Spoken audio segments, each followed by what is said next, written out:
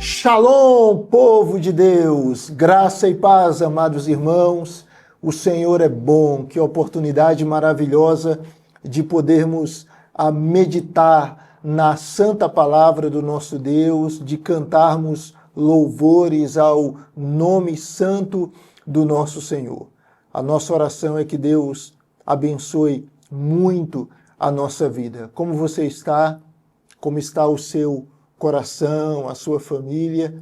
Que a graça e a misericórdia do Eterno estejam sobre nós. Vamos orar, pedir a bênção do Senhor para esse momento de pastoreio. Deus querido e amado, louvado seja o teu nome. Obrigado por esse momento tão especial em que podemos, ó Deus, parar e de uma maneira mais específica cantarmos ao Senhor, refletirmos na tua santa palavra. Tu és fiel, tu és maravilhoso. Que privilégio é podermos te buscar, falar com o Senhor. Recebe, ó Deus, a nossa gratidão. Rogamos a tua bênção para esse momento de pastoreio, que o teu Espírito ministre de uma maneira muito especial a cada coração e que o nosso ser por inteiro seja abençoado pelo Senhor. Recebe todo louvor e toda glória, pois nós pedimos em nome de Jesus. Amém e amém. Vamos cantar ao Senhor. A palavra de Deus, ela nos chama para louvarmos ao nosso Deus e fazermos isso com muita alegria. Cantemos ao Deus eterno.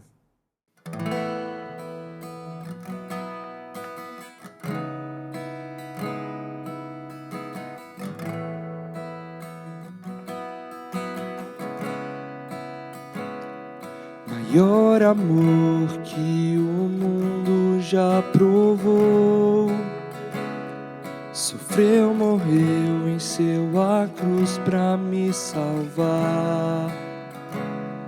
E até que eu veja a tua face, tua graça é o que me basta, fio em ti. Viver eu quero para ver teu reino aqui. Meu coração anseia pelo teu agir. E até que eu veja a tua face, tua graça é o que me basta, confio em ti. Viverei para amar-te, viverei para te louvar, viverei prostrado aos teus pés.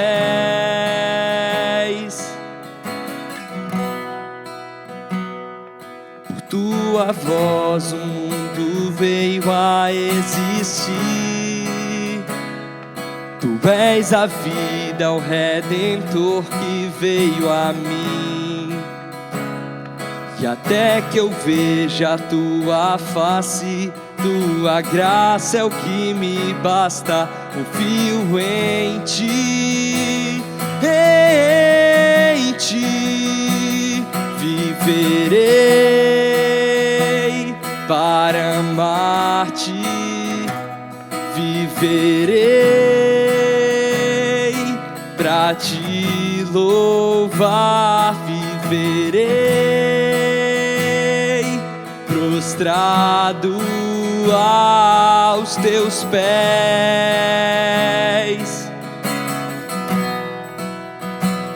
Viverei para amar-te, viverei pra te louvar, viverei prostrado aos teus pés.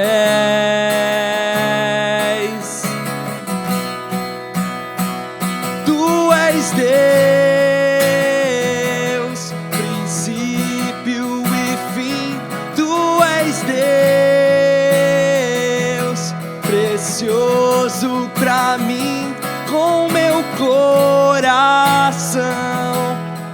proclamarei teu nome. Tu és Deus, princípio e fim. Tu és Deus, precioso pra mim. Com meu coração proclamarei teu nome.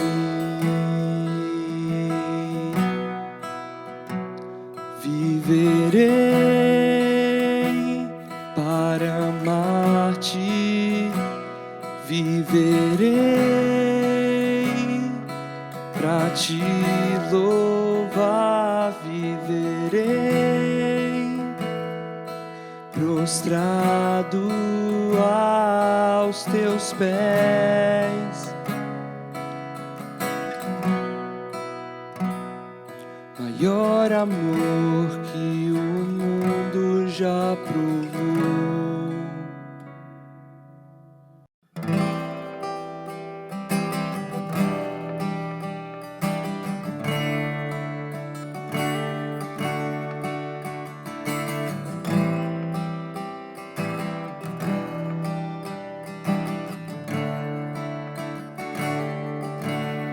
Só em Jesus encontro paz, é minha luz, o meu cantar, a minha força nele está.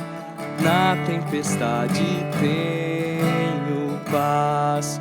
Que grande amor, que grande paz. O meu temor embora vai, meu Redentor é tudo em mim. Firme no amor de Deus estou. Só em Jesus que veio a nós, como cordeiro se entregar.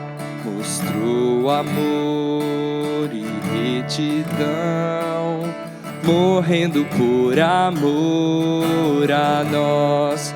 Na rude cruz onde sofreu, Jesus cumpriu o amor de Deus e lá levou o meu pecar. Posso em Cristo livre estar.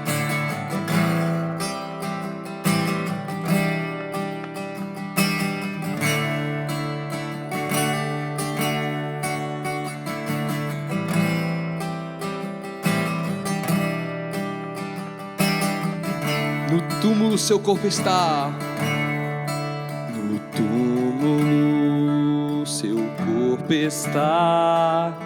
Todos pensavam acabou, até chegar o dia em que ele da morte ressurgiu e em vitória renasceu.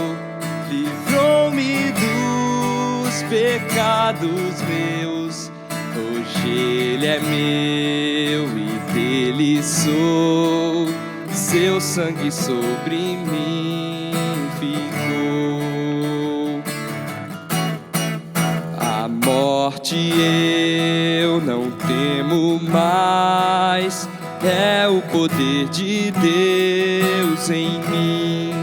O meu viver e o meu morrer está no comando do meu Deus. Ninguém vai mais me separar das suas mãos, do seu cuidar. Irá levar-nos ao seu lar. Só em Jesus firmado estou. Só em Jesus firmado estou. Só em Jesus firmado estou.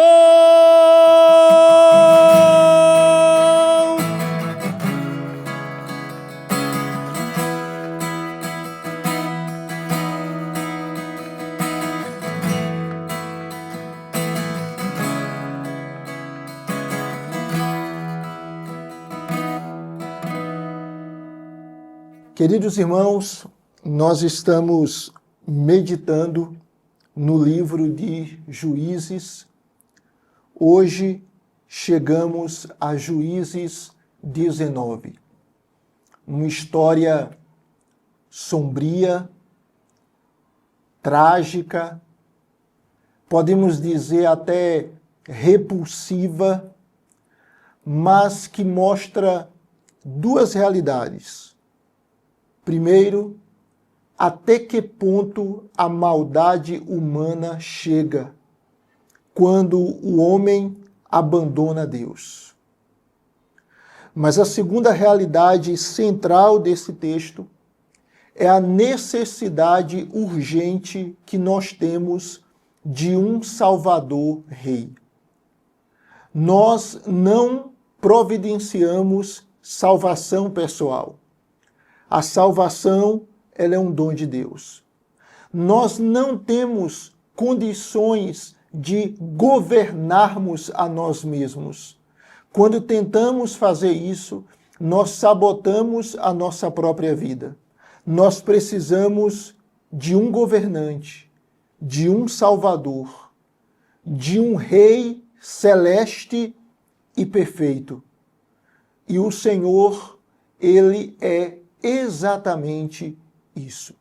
Então, essa passagem mostra a condição do ser humano sem Deus e a necessidade que ele tem de um Senhor, do Senhor Rei que o salve.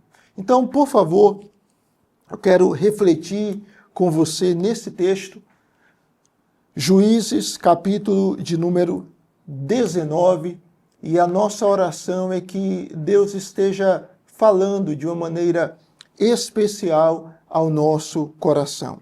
O texto começa dizendo assim: naqueles dias em que não havia rei em Israel. Observe como a introdução do capítulo ela já elucida.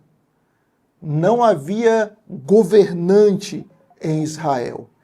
A passagem prossegue dizendo: houve um homem levita que, peregrinando nos longes da região montanhosa de Efraim, tomou para si uma concubina de Belém de Judá. Observe um homem religioso, um líder de Israel, e ele simplesmente tinha uma concubina. Uma concubina era uma escrava, uma mulher que não era a esposa do homem, mas com a qual ele tinha relacionamento íntimo. Observe que situação grave.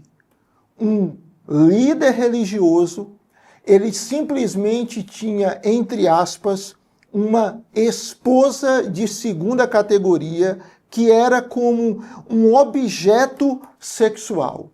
Isso nos revela como Israel assimilou a cultura. A concubina, ou ter uma concubina, era uma prática legal, mas biblicamente condenável. Deus, ele sempre condenou a poligamia, ele sempre condenou um homem ter várias esposas, concubinas, e a gente percebe que, historicamente, esse tipo de relacionamento sempre gerava danos. O texto prossegue, então, verso de número 2, dizendo o seguinte: porém ela, ou seja, a concubina, aborrecendo-se dele, a ideia aqui é que ela foi infiel a ele.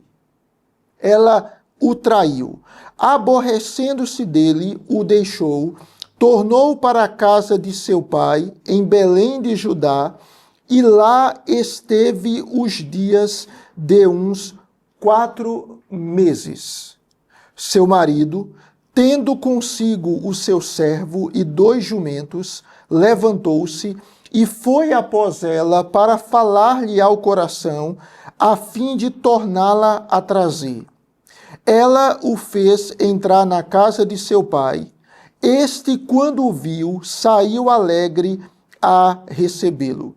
Seu sogro, o pai da moça, o deteve por 3 dias em sua companhia, comeram, beberam e o casal se alojou ali. Então, observe, o texto vai mostrar que aquela mulher, ela age como uma prostituta, ela é infiel para com o levita e ela o abandona. O levita espera 4 meses antes de ir convencê-la a voltar. E quando ele vai até a casa da sua concubina, o pai dela o recebe alegremente e o convence a ficar. Veja, naquele contexto, uma mulher que adulterava, uma concubina que traía o seu senhor e o abandonava, ela estava passível à pena de morte.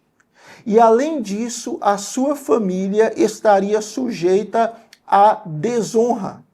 Quando o pai recebe, então, o levita, ele simplesmente o faz com muita alegria. O texto nos mostra, então, que eles comem, bebem. Verso 5. Ao 4º dia, madrugaram e se levantaram para partir. Então o pai da moça disse a seu genro: fortalece-te com um bocado de pão e depois partireis. Assentaram-se, pois, e comeram ambos juntos e beberam. Então disse o pai da moça ao homem: peço-te que ainda esta noite queiras passá-la aqui, e se alegre o teu coração. Contudo, o homem levantou-se para partir, porém o seu sogro, instando com ele, fê-lo pernoitar ali. Madrugando ele ao 5º dia para partir, disse o pai da moça: fortalece-te e detende-vos até ao declinar do dia, e ambos comeram juntos. Então o homem se levantou para partir, ele e a sua concubina e o seu moço, e disse-lhe seu sogro, o pai da moça: eis que já declina o dia, a tarde vem chegando, peço-te que passes aqui a noite, vai-se o dia acabando, passa aqui a noite, e que o teu coração se alegre. Amanhã, de madrugada, levantai-vos a caminhar e ide para a vossa casa. Observe que o texto, ele não menciona que a concubina foi persuadida a retornar para o levita. Tudo indica que foi o pai que devolveu a filha sem que a moça tivesse escolha ou que ela pudesse tomar uma decisão. Ou seja, pai e marido tratam a mulher aqui como um objeto. O pai quer evitar a desgraça da sua filha ser morta, da sua família ser desonrada. O outro quer garantir favores sexuais. O texto prossegue, então, verso de número 10. Depois daquele homem passar 5 dias lá na casa do pai da sua concubina, a passagem afirma: porém o homem não quis passar ali a noite, porque o pai da concubina quis que ele passasse mais uma noite. Ele não quis, mas levantou-se e partiu, e veio até a altura de Jebus, que é Jerusalém, e com ele os 2 jumentos albardados, como também a sua concubina. Estando, pois, já perto de Jebus, e tendo-se adiantado o declinar-se do dia, disse o moço a seu senhor: caminhai agora, e retiremo-nos a esta cidade dos Jebuseus, e passemos ali a noite. Porém o seu senhor lhe disse: não nos retiraremos a nenhuma cidade estranha que não seja dos filhos de Israel, mas passemos até Gibeá. O servo do levita sugere que eles passem a noite em Jebus, que depois seria chamada Jerusalém, após ser conquistada por Davi. Só que Jebus aqui era uma cidade dominada por um povo pagão, os jebuseus. Então, diante da proposta do moço, o levita disse: não, nós não vamos ficar em uma cidade pagã. Nós vamos para um local de israelitas. O texto então diz, verso de número 12: porém o seu senhor lhe disse: não nos retiraremos a nenhuma cidade estranha que não seja dos filhos de Israel, mas passemos até Gibeá. Gibeá era da tribo de Benjamim. Os irmãos se lembram que o primeiro rei de Israel, Saul, era da tribo de Benjamim. Versículo 13. Disse mais a seu moço: caminha e cheguemos a um daqueles lugares e pernoitemos em Gibeá ou em Ramá. Passaram, pois, adiante e caminharam, e o sol se lhes pôs junto a Gibeá, que pertence a Benjamim. Retiraram-se para Gibeá, a fim de nela passarem a noite.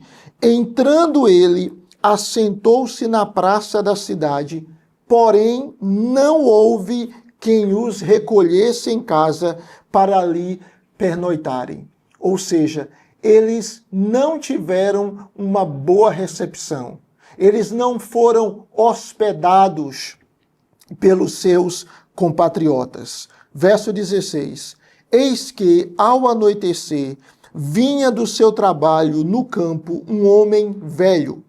Era este da região montanhosa de Efraim, ou seja, ele não era de Gibeá, mas morava em Gibeá. Porém, os habitantes do lugar eram benjamitas. Erguendo o velho os olhos, viu na praça da cidade este viajante e lhe perguntou: para onde vais e de onde vens? Ele lhe respondeu: estamos viajando de Belém de Judá para os longes da região montanhosa de Efraim, de onde sou. Fui a Belém de Judá e agora estou de viagem para a casa do Senhor e ninguém há que me recolha em casa. Falta hospitalidade naquela cidade de israelitas. Ainda que há palha e pasto, verso 19, para os nossos jumentos, e também pão e vinho para mim e para a tua serva, e para o moço que vem com os teus servos, de coisa nenhuma falta. Então disse o velho: paz seja contigo. Tudo quanto te vier a faltar, fique a meu cargo. Tão somente não passes a noite na praça. Isso é curioso. Por que ele disse, não passe a noite na praça? Isso indicava que aquela cidade se tornou perigosa, como o próprio texto vai mostrar logo adiante. Verso 21. Levou para casa e deu pasto aos jumentos, e tendo eles lavado os pés, comeram e beberam. Enquanto eles se alegravam, eis que os homens daquela cidade, filhos de Belial. A ideia aqui é que eram homens vadios e que eram homens que serviam a uma divindade pagã. Belial é um termo usado também para Baal. Então, aqueles homens, filhos de Belial, homens sem valor, homens imorais, eles cercam a casa, batendo a porta, e falaram ao velho senhor da casa, dizendo: traze para fora o homem que entrou em tua casa, para que abusemos dele. Observe o nível de perversão. O que acontece aqui é algo muito semelhante ao que ocorreu lá em Sodoma, em Gomorra. homens simplesmente dominados pela imoralidade, batem à porta da casa daquele senhor e pedem para que ele deixe sair o levita, porque eles queriam abusar do levita.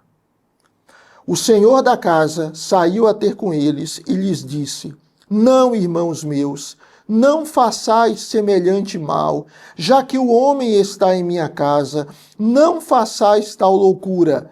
Minha filha virgem e a concubina dele trarei para fora.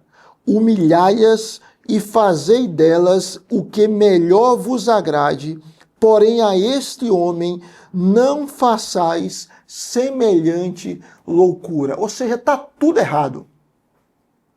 É caos, terror e pânico. Homens depravados de Gibeá avançam contra a casa daquele velho de Efraim e eles pedem para abusar do levita, que era o seu hóspede. Ele, querendo proteger o hóspede, simplesmente oferece a sua filha virgem e a concubina do levita para que aqueles perversos violassem aquelas mulheres, abusassem delas. Irmãos, que covardia! O hospedeiro e o hóspede não defenderam aquelas mulheres. Não se puseram contra de uma maneira clara. O homem de Efraim faz uma proposta covarde e o texto não explica em nenhum momento que houve uma oposição do levita. Verso 25. Porém, aqueles homens não quiseram ouvir. Então ele pegou da concubina do levita e entregou a eles fora, e eles a forçaram e abusaram dela toda a noite até pela manhã, e subindo a alva, a deixaram. Que coisa terrível, irmãos. Como o coração de um homem longe de Deus, de pessoas que abandonam ao Senhor, podem praticar atos abomináveis. Levantando-se pela manhã o seu senhor, ou seja, provavelmente aquele homem dormiu, enquanto a sua concubina estava sendo violentada, ele dormia. Abriu as portas da casa e, saindo a seguir o seu caminho, eis que a mulher, sua concubina, jazia à porta da casa com as mãos sobre o limiar. Ele lhe disse: levanta-te e vamos. Porém ela não respondeu. Então o homem a pôs sobre o jumento, dispôs-se e foi para sua casa. Chegando à casa, tomou de um cutelo e, pegando a concubina, a despedaçou por seus ossos em 12 partes e as enviou por todos os limites de Israel. Cada um que a isso presenciava aos outros dizia: nunca tal se fez, nem se viu desde o dia em que os filhos de Israel subiram da terra do Egito até ao dia de hoje. Ponderai nisso, considerai e falai. Aqui encerra-se o capítulo. O efraimita, o levita, simplesmente olharam para as mulheres como propriedades, como pessoas descartáveis. A concubina é oferecida, ela é violentada, ela morre. Quando o levita vai procurá-la, ela já tinha falecido. Ele pega o seu corpo, divide em 12 partes e envia para Israel, para várias localidades de Israel. o texto chega ao fim, afirmando que nunca se fez, nem se ouviu tal coisa. Observe o nível de iniquidade. Qual é o ponto aqui, irmãos? E aí eu quero chamar mais uma vez a sua atenção.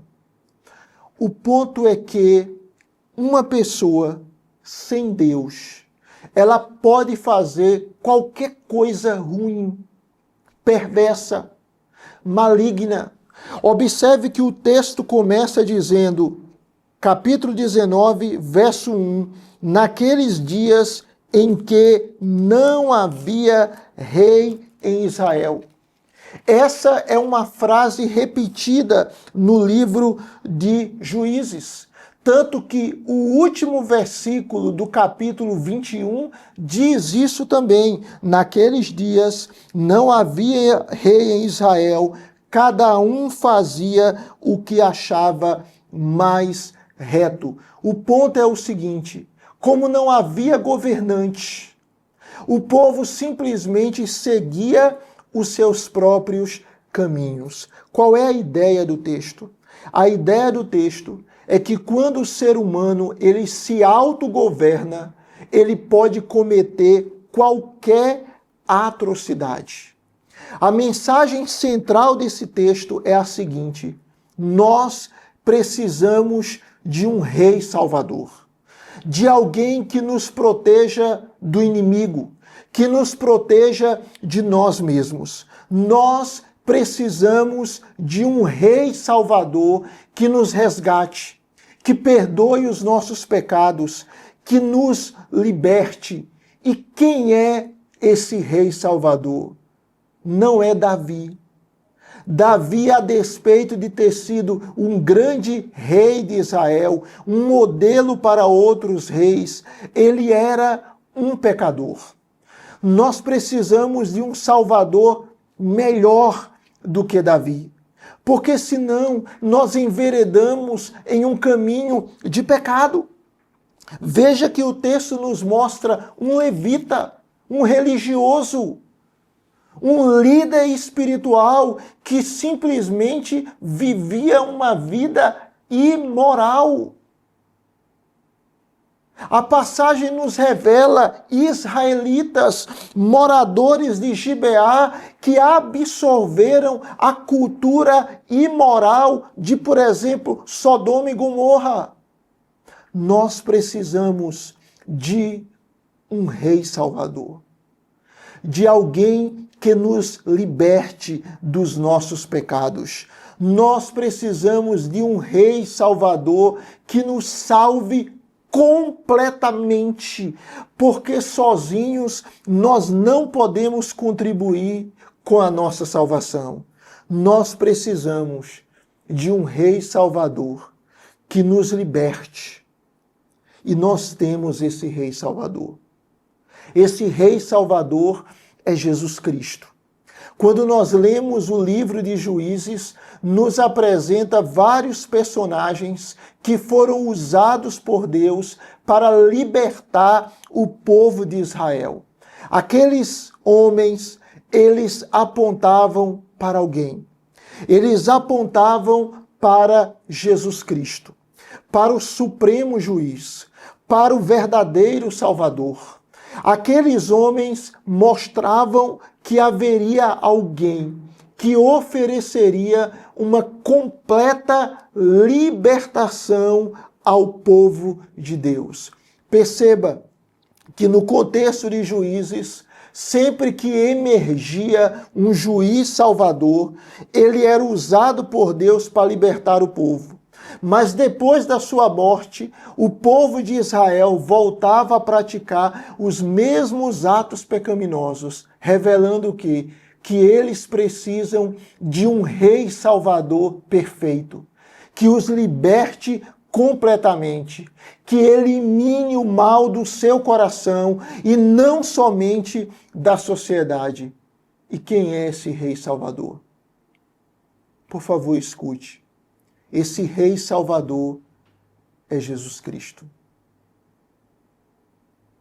Esse Rei que nos perdoa dos nossos pecados, que nos liberta das nossas maldades, que arranca a nossa velha natureza e nos dá uma nova natureza, que substitui um velho coração por um novo coração, ou seja, que nos regenera. Esse Rei é Jesus Cristo. Nós precisamos desse Rei. Qual é a lição central desse texto? Você ouvindo essa leitura, eu lendo, que texto forte, que desgraça, que ruína, que nível de perversão. Isso aqui, irmãos, é o retrato de uma sociedade sem Deus. Quando as pessoas abandonam o Senhor, elas podem chegar a níveis de iniquidade altíssimos. Uma sociedade sem Deus, ela está condenada. Um homem e uma mulher sem Deus, eles estão perdidos em seus próprios prazeres, em seus próprios desejos e paixões. A mensagem de Juízes é a seguinte: uma vida sem Deus, ela se auto-boicota. Ela se autodestrói nos seus próprios pecados. E a Bíblia diz que o salário do pecado é a morte. Mas somente quando nós confiamos em Jesus Cristo, nos rendemos a esse Rei Salvador, é que a nossa vida, ela é restaurada, ela é perdoada, transformada pelo Senhor. Meu amado, minha amada, eu quero convidar você a manter os seus corações alinhados. Eu quero lhe convidar a manter o seu coração alinhado ao Salvador. Eu quero lhe convidar a manter os seus olhos fixos em Jesus Cristo. Ele é o Rei Salvador de que necessitamos. Por mais que o pecado aprisione pessoas, por mais que inclinações pecaminosas tentem nos enlaçar, Deus, na pessoa do seu Filho, veio a essa terra, aquele para quem os juízes apontavam, o libertador. E ele, pela sua morte na cruz e ressurreição do sepulcro no terceiro dia, nos oferece uma nova vida, nos oferece libertação. Nós não fomos chamados para vivermos na imoralidade, na violência, no pecado nas suas mais diferentes expressões. Nós fomos chamados para vivermos uma nova vida. Nós não nascemos para fazermos aquilo que nós achamos mais reto. Nós nascemos para vivermos a vontade boa, agradável e perfeita do Senhor. Uma sociedade sem Deus, ela se destrói. Mas uma sociedade, quando busca a Deus, ela é restaurada, ela é reconstruída. Tenha esperança. Por mais que porventura o pecado tenha enlaçado você, Deus é poderoso para lhe perdoar. Tenha fé. Por mais que as tentações queiram prender a sua alma, o Salvador Rei já veio a essa terra. E ele, juntamente com o Pai, enviou o Espírito Santo para aplicar ao nosso coração a sua obra redentora. E mediante a fé em Cristo, nós podemos ter uma nova vida. Onde está a esperança para o mundo? A esperança para o mundo não está nele mesmo. A esperança para o mundo não reside em ideologias, em filosofias, em conceitos humanos, por mais bem intencionados que eles sejam. A esperança para o mundo está no Salvador, Rei Jesus Cristo. Aquele que reina e reina eternamente com justiça. Sem ele, a injustiça permeia e campeia, mas em Cristo a justiça governa.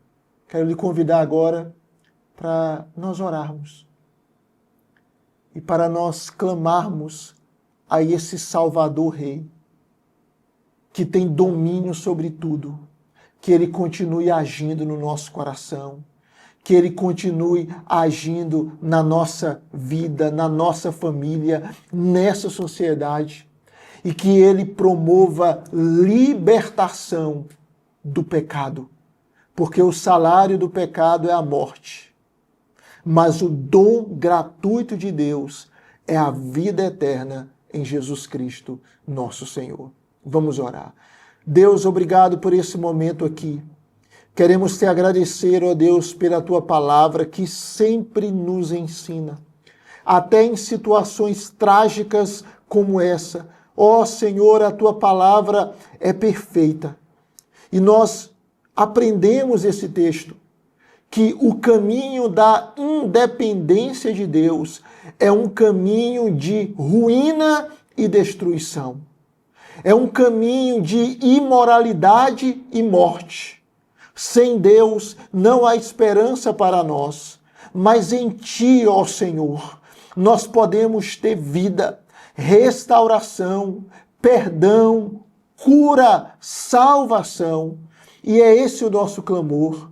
Ó Senhor querido, Deus amado, que enviou o Teu único Filho para morrer por nós, continua agindo pelo Teu Espírito na nossa vida, agindo na nossa casa, agindo, ó Deus, no mundo, que no nome do Senhor Jesus, o Senhor continue libertando pessoas, transformando corações, livrando-as dos enganos do seu coração, livrando-as do pecado, da morte, do mal, das astutas ciladas do maligno. Ó Deus, Tu és poderoso. Nós oramos por cada vida, pedimos cura para aqueles que estão enfermos, enfermos no corpo, enfermos na emoção, enfermos na alma. Rogamos por salvação ao perdido. Rogamos, ó Deus, que o Senhor abre porta de emprego para aqueles que estão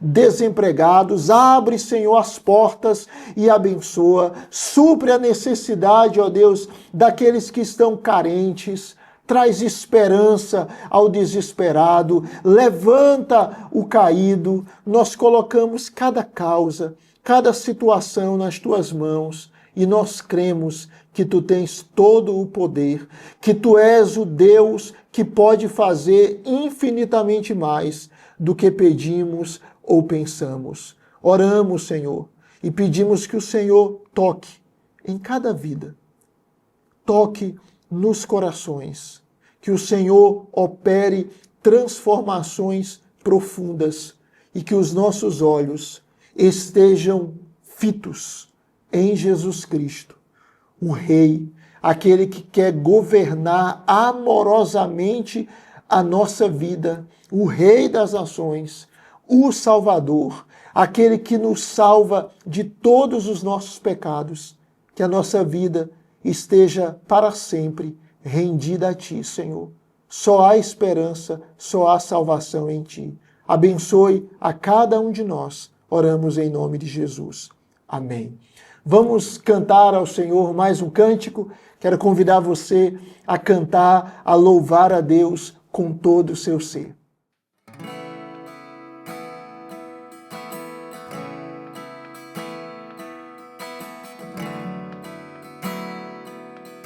Ele é aquele que estava desde o princípio. Estavas desde o princípio. Eterno Tu és, Senhor.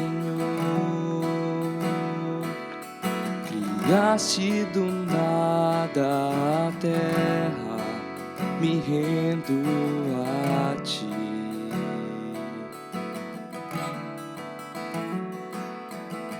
Antes que eu pecasse, pagaste o preço na cruz. Meus erros pesaram em teus ombros, me rendo a ti. Que posso dizer? Que posso fazer? Se não entregar-te, ó Deus, meu coração.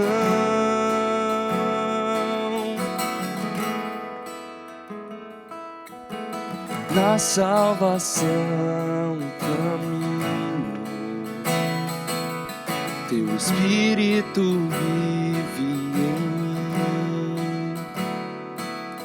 Declaro as tuas promessas, me rendo a ti. Posso dizer,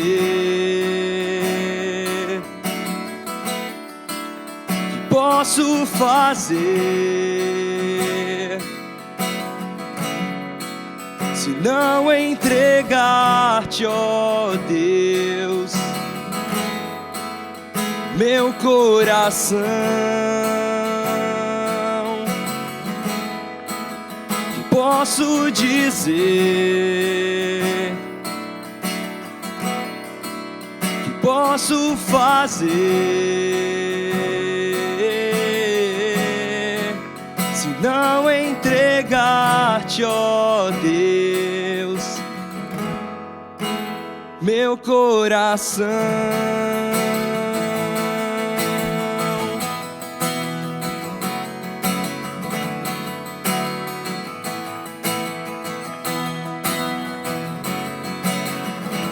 Estarei com mãos levantadas pra te louvar, pois tu deste tudo a mim, meu ser.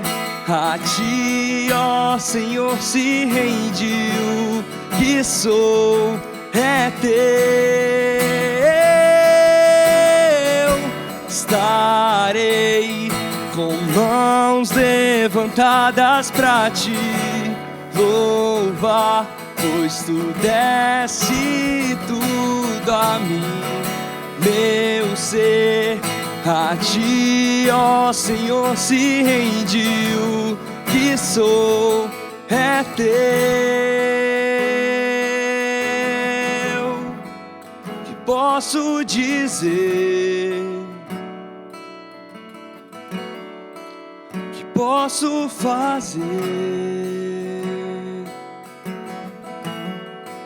se não entregar-te, ó Deus, meu coração. Que posso dizer, que posso fazer, se não entregar-te, ó Deus, meu coração.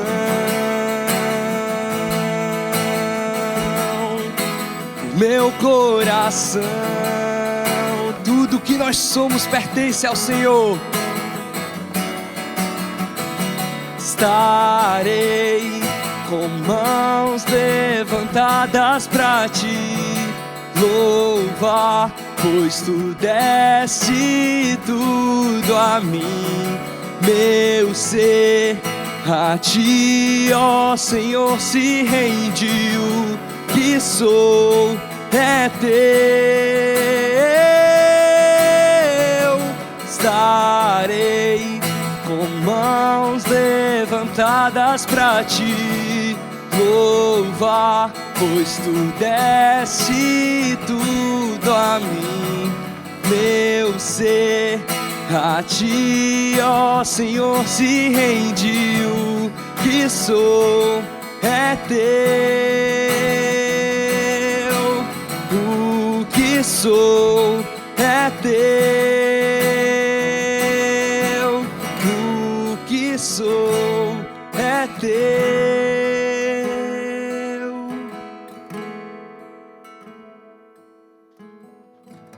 Bem, queridos, nós estamos encerrando mais um momento de pastoreio. Que Deus abençoe você diante de um texto tão forte, tão confrontador, que mostra a escuridão de uma alma sem Deus. Que nós possamos confiar que Jesus é de fato a luz do mundo e quem o segue não andará nas trevas, mas terá a luz da vida. Que possamos seguir a Jesus com a certeza de que nele nós temos salvação e vida abundante. Você e eu não fomos criados para vivermos escravizados ao pecado.